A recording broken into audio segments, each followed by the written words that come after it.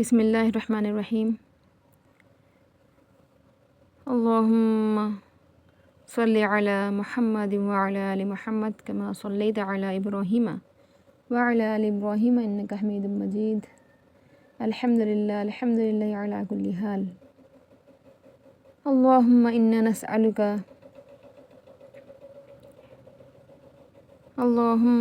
نسألک الجنة مع الابرار ونعوذ بک من النار۔ عزیز ماؤں اور بہنوں،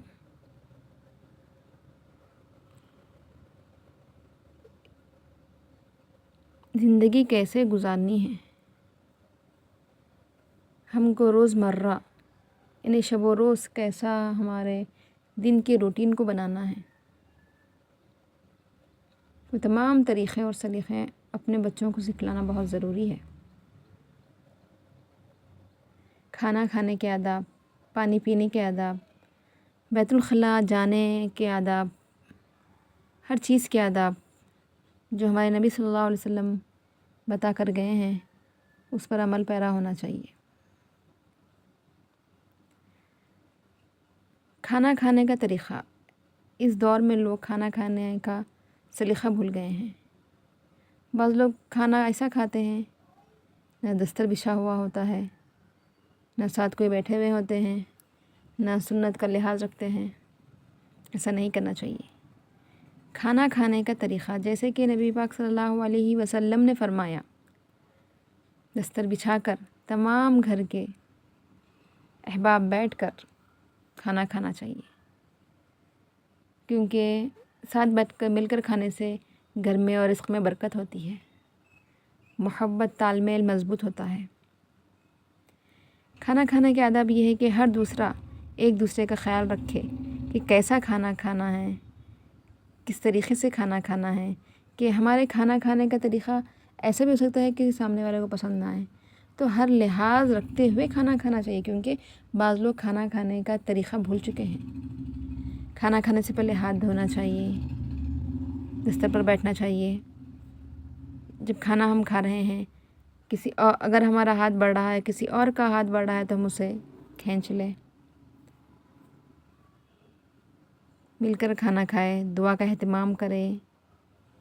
اگر ہمارے آزو یعنی ہمارے اطراف میں چھوٹے بچے ہیں تو ان کو دعا پڑھوا کر کھلائیے۔ کھانا اپنے سامنے سے کھانا ہے، پلیٹ کے درمیان سے کھانا نہیں کھانا چاہیے، کیونکہ پلیٹ کے درمیان میں سے اگر ہم کھانا کھائیں گے تو پوری برکت چلی جائے گی۔ حدیث شریف میں ہے، جس طرح ہم گھی گرم کھانے میں پلیٹ کے درمیان میں ڈالتے ہیں تو وہ چاروں طرف پھیلتا ہے، اسی طرح اللہ تبارک و تعالیٰ کی جو برکت ہوتی ہے رزق کی، وہ درمیان میں نازل ہوتی ہے۔ اگر ہم درمیان سے اٹھا کے کھا لیں گے تو پوری برکت ہم کھا لیں گے، پھر کچھ بھی نہیں بچے گا پلیٹ میں۔ تو کھانا کھانے کا سلیقہ یہ ہے کہ ہمارے سامنے سے کھانا کھائیں، چھوٹا چھوٹا لقمہ کھائیں، کھانا کھانے سے پہلے کھانے کی دعا پڑھیں، اور جہاں تک ہو سکے آواز کم کریں، چبر چبر نہ کھائیں، کیونکہ ساتھ بیٹھنے والوں کو بھی یہ پسند نہیں آتا۔ اور کھانا کھاتے وقت حدیث میں نہ زیادہ بات کرنا چاہیے، بالکل خاموش ہونا چاہیے، بلکہ درمیانہ روی اختیار کریں۔ اگر کھانا پسند نہ آئے تو کھانے میں عیب نہیں لگانا چاہیے، پسند آئے تو کھا لینا چاہیے، اگر پسند نہ آئے تو چھوڑ دینا چاہیے۔ اگر کھانے میں نمک مرچ کم ہے یا زیادہ ہے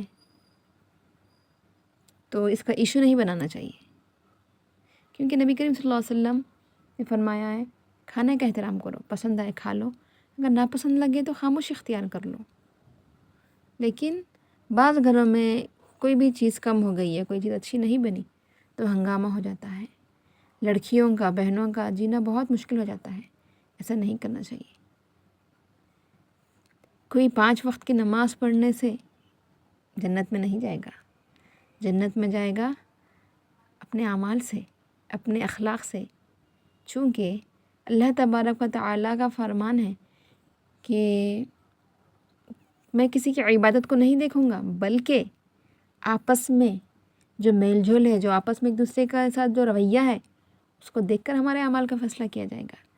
ہم 5 وقت نماز پڑھیں گے، تسبیح پڑھیں گے، قرآن شریف کی تلاوت کریں گے، پھر گالی گلوچ کریں گے، سامنے والے کی دل آزاری کریں گے، اس کے دل کو تکلیف دیں گے، اس کو بہتان لگائیں گے، یہ سب میری ماں اور بہنوں سب غلط باتیں ہیں۔ تو لہٰذا اپنے گھر کا ماحول، خاتون جو ہوتی ہے گھر کی ذمہ دار ہوتی ہے، تو ایک خاتون کا کام ہے کہ اپنے بچوں کو کس سلیقے سے زندگی گزارنی ہے ان پر نگاہ رکھے، بہت کڑک نگاہ رکھے اور ان کو اچھی سے تربیت کرے، کیونکہ تعلیم سے زیادہ تربیت اہمیت رکھتی ہے۔ تعلیم تو ایک جاہل بھی حاصل کر لیتا ہے، جاہل سے مراد ان پڑھ نہیں ہے بلکہ پڑھا لکھا جاہل ہے، تعلیم یافتہ ہو کر بھی اس کے اندر اخلاق نہیں ہوتے، اسے بھی جاہل کہتے ہیں۔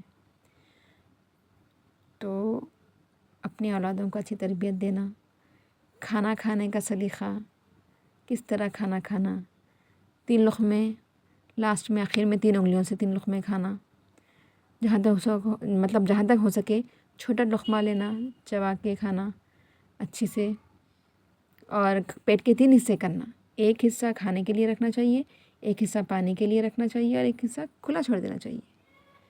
اتنا کھانا نہیں کھانا چاہیے کہ ہمارے پیٹ میں جگہ باقی نہ رہے۔ اور حدیث پاک میں ہے 2 آدمی کا کھانا ہے، کوئی تیسرا آ گیا تو پریشان نہ ہو، کیونکہ اللہ تعالیٰ نے برکت دی ہے۔ 2 آدمیوں کا کھانا 3 آدمیوں کے لیے، 3 کا 4 کے لیے، 4 کا 5 کے لیے۔ باضابطہ مشکات شریف کی حدیث میں یہ بات ہے، کافی ہو جاتا ہے، مل جل کر کھائیں گے تو 2 کا کھانا 3 کو، کیونکہ مسلمان دعا پڑھ کے اللہ کا نام لے کر کھانا کھاتا ہے تو اللہ اس میں برکت عطا فرماتے ہیں۔ اور کافر بسم اللہ نہیں پڑھتا، وہ کتنا بھی کھائے اس کو بس نہیں ہوگا۔ تو بسم اللہ کی برکت یہ ہے، جب بھی کھانا کھائے بسم اللہ پڑھ کر کھائے، کھانا کھانے سے پہلے ہاتھ دھوئے، کھانا کھانے کے بعد ہاتھ دھوئے، اور کھانے میں کوئی عیب نہ لگائیں۔ جہاں تک ہو سکے یہ تمام باتیں عمل پیرا ہوں اس پر، اور دوسروں کو بھی بتانے کی کوشش کریں۔ اگر چینل پہ نئے ہیں تو سبسکرائب کیجئے، زیادہ سے زیادہ اس کو شیئر کیجئے۔ جزاک اللہ خیر۔